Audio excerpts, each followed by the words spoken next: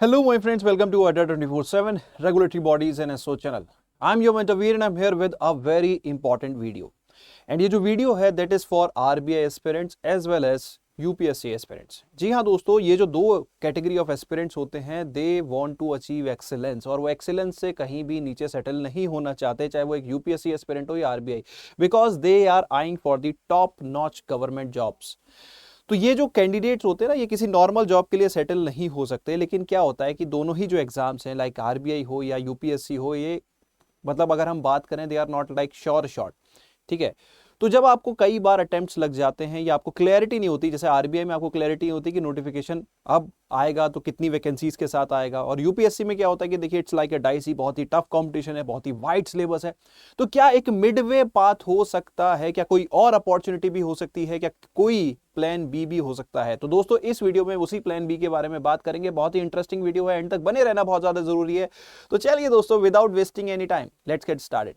But before starting our session guys, अगर आप channel पे नए हैं तो जल्दी से चैनल को सब्सक्राइब कर लो, वीडियो को लाइक कर दो. More over Google play store से आप हमारे ऐप को डाउनलोड कर लीजिए, अड्डा 24/7 ऐप, क्योंकि यहाँ आपको बहुत सारा कंटेंट फ्री मिलता है for different government examinations. And अगर आप रेगुलेटरी एग्जाम्स की प्रिपरेशन कर रहे हो दोस्तों, तो ऐप के ऊपर मेरा ग्रुप है, कम्युनिटी सेक्शन में आपको दिख जाएगा, फिनेस बाय वीर सर, इसको आप फॉलो कर लो. एंड मेरे टेलीग्राम ग्रुप्स भी हैं, आप मेरे को रीच आउट कर सकते हो मेरे नाम से सर्च करके. एंड अगर दोस्तों आप हमारे किसी कोर्स में एनरोल करना चाहते हो तो मैं सजेस्ट करता हूं go with the bank Mahapack plus. एक ही कोर्स के अंदर मल्टीपल बैंकिंग रेगुलेटरी एग्जाम्स की कवरेज. तो दोस्तों बात करते हैं सबसे पहले आरबीआई एस्पिरेंट्स की. आरबीआई एस्पिरेंट्स को मैं ऐसा क्यों बोल रहा हूं, क्योंकि देखिए क्या है, there is a small delusion that is going at the moment कि सर आरबीआई की वैकेंसी आएगी तो कब आएगी. ठीक है, तो सबसे पहला तो यही डाउट चल रहा है, सर ग्रेड बी आएगी, ए आएगी. तो देखो यहाँ पे थोड़ी सी क्लैरिटी दे दूं. देखो ग्रेड बी की वैकेंसी ऑलमोस्ट तो श्योर है.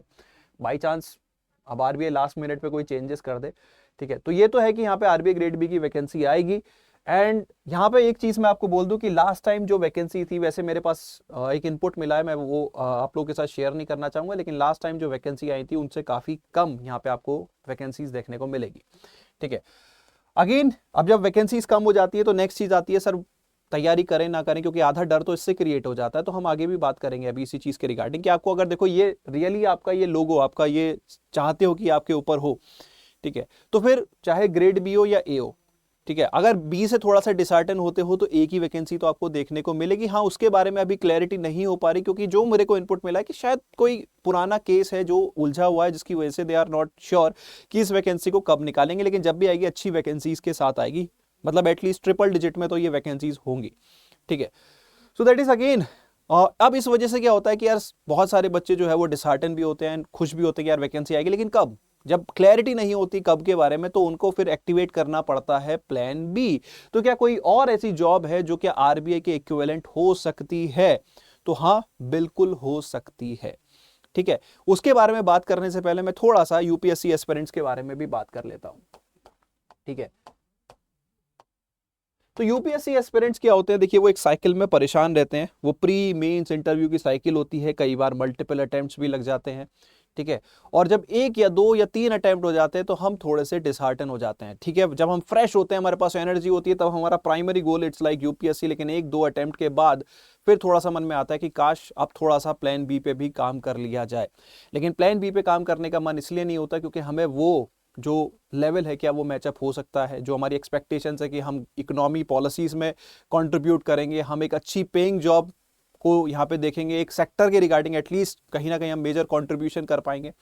ठीक है, तो वो चीज कहीं ना कहीं मैचअप हो सकती है क्या, तो उसके रिगार्डिंग भी मेरे पास यहाँ पे एक सॉल्यूशन है. तो चलिए अब बात करते हैं डायरेक्टली प्लान बी पे कि दोनों की रिक्वायरमेंट्स को फुलफिल करने के लिए हमारे पास क्या है वो प्लान बी. तो प्लान बी, काफी सरप्राइज हो गया कि प्लान बी है क्या. तो देखो, क्योंकि आप एक नॉर्मल जॉब के लिए सेटल नहीं हो सकते, आप इंडिया की टॉप नॉच जॉब्स की ही आप नजर बनाए हुए और उसी के लिए आपने कहीं ना कहीं जर्नी भी स्टार्ट की थी. तो यहां पे कोई मैं क्लर्क, पीओ या कोई नॉर्मल जॉब के बारे में जिक्र नहीं करूंगा. I would be again talking about an equivalent job. But वो जो जॉब है that is again in the regulatory sector and that too in insurance, and वो है आपकी IRDAI. ठीक है, and why RBI and UPSC aspirants इस job को टारगेट करना चाहिए, क्योंकि दोनों की ही यहाँ पे काफी हद तक रिक्वायरमेंट मीटअप होती है। अब वो कैसे होती है वो मैं अब आपको बताऊंगा। तो पहली चीज, IRDAI जो रिक्रूट करता है वो ग्रेड ए लेवल पे करता है, ठीक है। और ग्रेड ए पे मैं आपको बताऊं, it is an assistant managerial job. Main चीज अगर मैं आपको बोलूं कि अगर आप इसको बेसिकली कंपेयर करना चाहो तो it's like SEBI grade A से आप कंपेयर कर सकते हो, या अपकमिंग आरबीआई ग्रेड ए से भी कंपेयर कर सकते हो, ठीक है। पे पर्क्स यहाँ पे काफी अच्छे रहते हैं, हेफ्टी पे, यहाँ पे एक पे चेक आपको मंथली मिलता है। मैं एक रफ आइडिया दे दूं तो ऑलमोस्ट 1.5 लाख के आसपास आपका यहाँ पे कंपोनेंट रहता है, टेक होम कंपोनेंट, ठीक है। काफी अच्छे पे पर्क्स अलाउंसेस यहाँ पे रहते हैं। सैलरी स्लिप का सेशन मैंने बनाया हुआ है, आप चेकआउट कर सकते हो, ठीक है। तो आरबीआई ग्रेड ए हो या IRDAI ग्रेड हो या फिर आपका सेबी ग्रेड हो, ऑलमोस्ट दे आर सेम, ठीक है। बस एक चीज है कि अभी इल्डा में जो है वो वेज रिवीजन नहीं हुआ है, आरबीआई में अब हो चुका है। आरबीआई के बाद सेबी में होगा, सेबी के बाद इल्डा में होगा, और जो आरबीआई ग्रेड ए की सैलरी रहेगी वही IRDAI ग्रेड ए। लगभग थोड़ा बहुत अलाउंसेस डिफरेंट हो जाते हैं, but basic salary would be the same. तो दैट इज द थिंग। तो यहाँ पे जो है this is again a very good opportunity. अब यहाँ पे हम बात करें कि कैसे आरबीआई एस्पिरेंट्स और इडा मतलब की रिक्वायरमेंट्स मीटअप होती है। तो देखो, सबसे पहले जो आरबीआई इडा है, ठीक है, अगर आप आरबीआई ग्रेड बी की तैयारी करते हो तो आपका मेजॉरिटी ऑफ द सिलेबस, ठीक है, majority of the syllabus Ida से ओवरलैप होता है। ईएसआई काफी हद तक ओवरलैप होता है आपका, ठीक है। मैं मानता हूं कि यार यहाँ पे जो है ना, मतलब पहली चीज आरबीआई की, जैसे अगर हम बात करें आरबीआई की फेज 1 और इडा की फेज 1 ऑलमोस्ट सिमिलर है। बस मैं इतना कह सकता हूं कि जो आपकी आरबीआई का पेपर का लेवल है वो थोड़ा सा हायर साइड होता है और इडा का पेपर लेवल थोड़ा सा लोअर साइड होता है। Otherwise phase 1 is almost same, वहां क्वांट, रीजनिंग, इंग्लिश, जीए। बस इडा का जो पेपर है वो थोड़ा सा इजियर साइड होता है कंपेयर टू आरबीआई। तो phase 1 is almost same, number of question थोड़े से डिफरेंट हो गए। वही क्वांट, रीजनिंग, इंग्लिश, जीए यहाँ पे है, वही क्वांट, रीजनिंग, इंग्लिश, जीए आरबीआई में है। बस आरबीआई का थोड़ा सा लेवल टफर साइड होता है, इडा का थोड़ा इजियर साइड होता है। That is the thing. तो फेज 1 तो एज इट इज यहाँ पे आपकी मैच होती है। कमिंग टू फेज 2, फेज 2 में जो आप आरबीआई में आपके सिलेबस है ईएसआई, एफएम, ठीक है।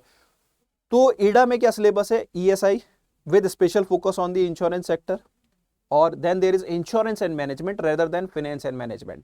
अब अगर आप मेरे से कहो कि सर इंश्योरेंस और फाइनेंस में क्या डिफरेंस आता है, तो आता है सिलेबस का। इंश्योरेंस का सिलेबस बहुत ही ज्यादा कम है कंपेयर टू फाइनेंस, ठीक है।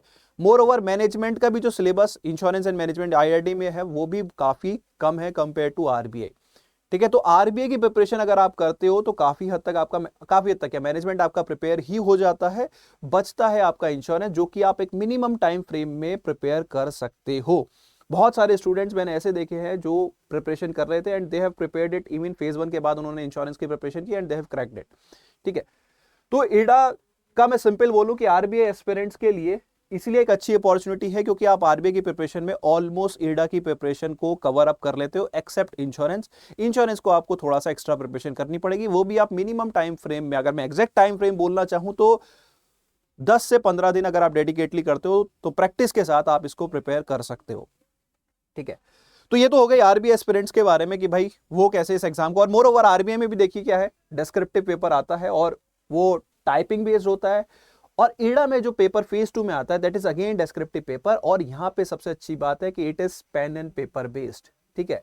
तो जो हमें लिखने की आदत होती है वही कहीं ना कहीं जिससे हम ज्यादा कंफर्टेबल होते हैं, तो वो चीज यहां पे आपकी मैचअप होती है थोड़ी सी, ठीक है। अब आ जाते हैं यूपीएससी, ठीक है। Why UPSC aspirant should I for ईडा। वैसे तो इसका मैं एक एंगल अगर आपको दूं तो जो एडा का जो फेज 2 है वो written pen and paper type है, और जो यूपीएससी एस्पिरेंट है उनका भी पेन एंड पेपर टाइप होता है। तो वो काफी हैबिचुअल होते हैं इस तरह के पेपर को अटेम्प्ट करने के लिए। और एक चीज मैं आपको बोलूं कि ज्यादातर जो मेरा यहाँ पे एक्सपीरियंस लाया, जैसे इस बार मैंने ऑलमोस्ट 25 स्टूडेंट्स को इंटरव्यू किया, तो majority of them were from the UPSC background, majority of them were from the UPSC background, क्योंकि पेन एंड पेपर से वो इतने कंफर्टेबल होते हैं। और इवन यूपीएससी में आप क्या सीखते हैं, आप इकोनॉमी सीखते हैं, ठीक है। बेसिक आइडिया आपको इंश्योरेंस का भी रहता है वहां पे। आपका वहां सीसेट के थ्रू आपका फेज 1 एडा का प्रिपेयर हो सकता है, किया जा सकता है। थोड़ा सा करंट अफेयर आपको एक्स्ट्रा करना पड़ेगा, अलग तरह से करना पड़ेगा, एक्स्ट्रा नहीं, अलग तरह से करना पड़ेगा। एंड बचा मैनेजमेंट, मैनेजमेंट आप प्रिपेयर कर सकते हो, इंश्योरेंस आप प्रिपेयर कर सकते हो मिनिमम टाइम फ्रेम के अंदर, ठीक है।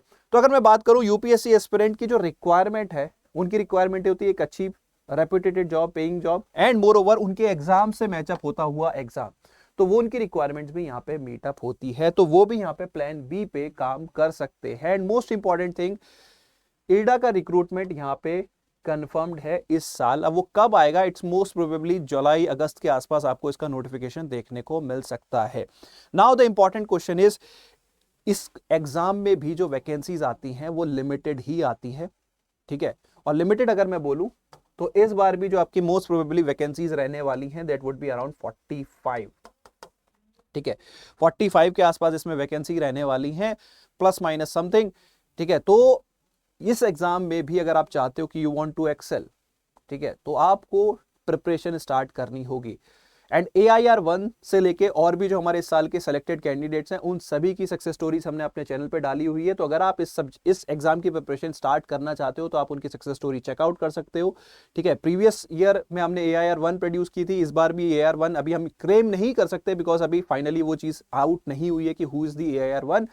तो फिर भी जो हमारे स्टूडेंट्स हैं उनकी हम सक्सेस स्टोरी अपने चैनल पे डाली हुई है, तो आप चेकआउट कर सकते हो, उनकी स्ट्रेटेजी को यूज करके अपनी एक सक्सेस स्टोरी बना सकते हो। बाकी अगर दोस्तों आपको कोई डेडिकेटेड गाइडेंस चाहिए तो उसके लिए हमारा यहाँ पे पेड बैच भी है जो कि अब स्टार्ट होने वाला है। मैं यहाँ पे इसलिए बता रहा हूँ दोस्तों क्योंकि प्रिपरेशन करने के दो तरीके होते हैं, एक होती है सेल्फ एंड एक होती है गाइडेड मेंटरशिप।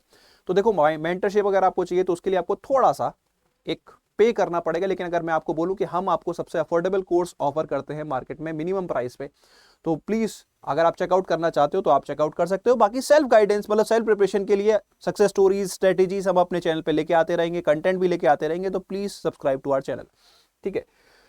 तो अब आ जाते हैं बैच के बारे में बात करते हैं दोस्तों, ठीक है। तो आप ये देखिए, अगर आप अड्डा की वेबसाइट पे जाओगे एग्जाम कैटेगरी रेगुलेटरी बॉडीज तो उसमें आपको ये बैच दिख जाएगा, ठीक है। This is the target batch and ये जो हमारा बैच है ये स्टार्ट हो रहा है 3 मई से, ठीक है। आप चाहो तो इसमें एनरोल कर सकते हो, लेकिन मेरा सजेशन रहता है कि यार go with the bank Mahapack plus, क्योंकि मल्टीपल एग्जाम्स, मैंने बोला ना कि अगर आपको आरबीआई की प्रिपरेशन करनी है, एडा की करनी है, अदर बैंकिंग एग्जाम्स, क्योंकि plan B is not a sure shot, ठीक है। अगर सपोज किसी की जरूरत है कि यार नहीं, सपोज क्योंकि 45 वैकेंसीज है, नॉट श्योर नहीं होता तो कोई और एग्जाम भी टारगेट करना पड़ जाता है कभी कभी, तो मल्टीपल एग्जाम्स के लिए क्या बार बार पे करोगे, इट्स बेटर कि एक कोर्स बाय कर लो, उसमें सभी एग्जाम्स की कवरेज हो जाए तो ज्यादा अच्छा है। और ये बहुत ज्यादा प्राइस डिफरेंस भी नहीं होता, देखो यहाँ पे अगर आप देखोगे तो हार्डली 1000 रुपए का डिफरेंस है, लेकिन ये इतना भी नहीं रहेगा। कैसे, आप अगर बाई सेक्शन में जाओगे, ऑफर्स में जाओगे और कोड लगाओगे Y581, मैं आपको लगा के दिखा देता हूं। As soon as you apply this code, the price will fall to 4700। और अगर ऐप के थ्रू आप अप्लाई करते हो ये कोड, ठीक है, मैं कोड लिख देता हूं, ऐप के थ्रू ये प्राइस और भी कम हो जाएगी। और अभी इंटरेस्टिंग थिंग इज दोस्तों कि अभी आपको वैलिडिटी मिल रही है डबल, अभी आपको वैलिडिटी मिल रही है डबल। 6 मंथ्स के अगर आप कोर्स लेते हो तो उस पर एडिशनल 6 मंथ की वैलिडिटी। तो जब तक आपके पास कोर्स रहेगा उसमें हमारे जितने भी रेगुलेटरी बैंकिंग एग्जाम्स के कोर्स आएंगे वो एड ऑन होते चले जाते हैं।